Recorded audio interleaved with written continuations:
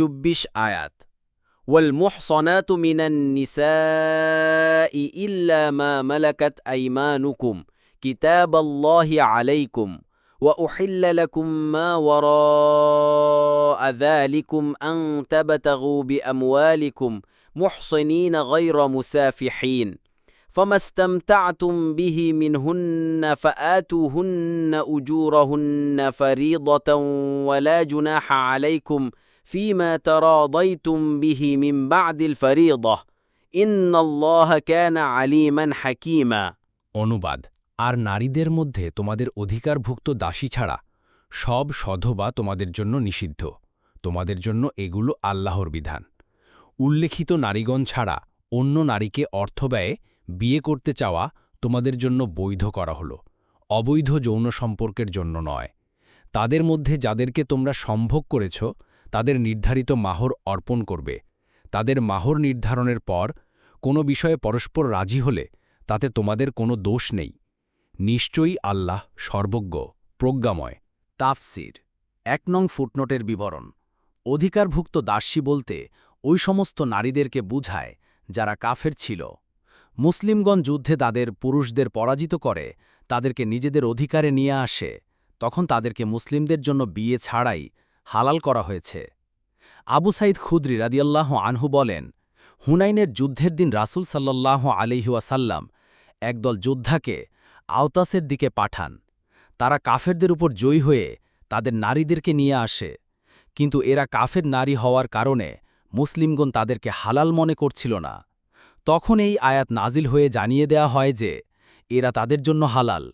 তবে শর্ত হল এদের ইদ্দত শেষ হতে হবে মুসলিম 1456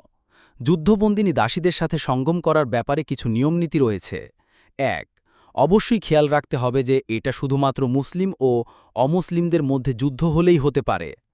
কোনো কারণে যদি মুসলিমদের মধ্যে পরস্পর যুদ্ধ হয় কিংবা মুসলিম দুটি রাষ্ট্রের যুদ্ধের সূচনা হয় অথবা মুসলিমদের কোনো জাতিগত বা ভাষাগত বা রাজনৈতিক দাঙ্গা হয় সেখানে যে যুদ্ধ হবে সেই যুদ্ধের কারণে কাউকে অধিকারভুক্ত দাসদাসী বানানোর অধিকার ইসলাম কাউকে দেয়নি যদি কেউ এটা করতে চায় তবে সেটা হবে সম্পূর্ণ অবৈধ ও ব্যভিচার এ ধরনের লোকদেরকে ব্যভিচারের শাস্তির সম্মুখীন হতে হবে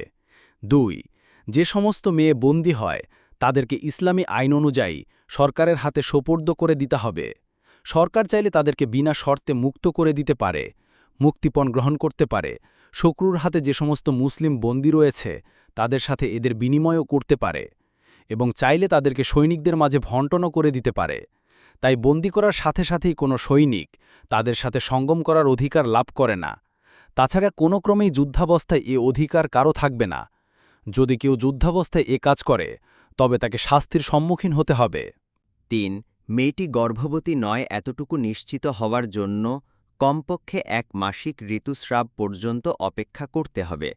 গর্ভবতী হলে সন্তান ভূমিষ্ঠ হওয়ার পূর্বে সঙ্গম করা যাবে না 4 যে মেয়েকে যার ভাগে দেয়া হবে সেই শুধু তাকে ভোগ করতে পারবে অন্য কেউ নয় 5 সন্তানের জননী হওয়ার পর এই মেয়েকে আর বিক্রয় করা যাবে না মালিকের মৃত্যুর পরপরই সে স্বাধীন হয়ে যাবে 6 মালিক ইচ্ছে করলে তাকে অন্য কারো কাছে বিয়ে দিতে পারবে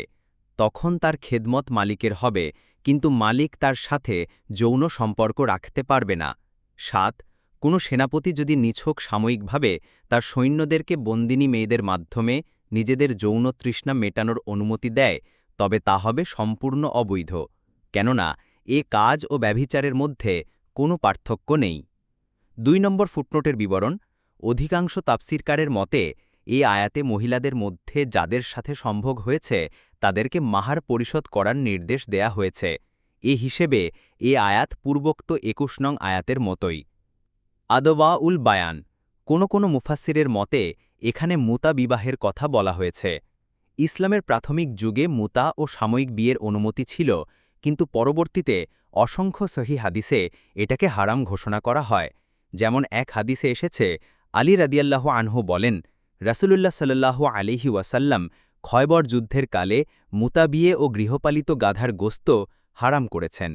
বুখারী 5115 5523 আরও দেখুন বুখারী 4216 মুসলিম 1406 1407 কোনো বর্ণনায় এসেছে যে এরপর মক্কা বিজয়ের বছর সেটাকে আবার বৈধ করা হয়েছিল, কিন্তু সহিহ হাদিসে এসেছে যে মক্কা থেকে বের হওয়ার আগেই রাসূলুল্লাহ সাল্লাল্লাহু আলাইহি ওয়াসাল্লাম ঘোষণা দিয়েছিলেন যে এ জাতীয় বিয়ে কিয়ামত পর্যন্ত হারাম করে দেয়া হয়েছে। মুসলিম 1406।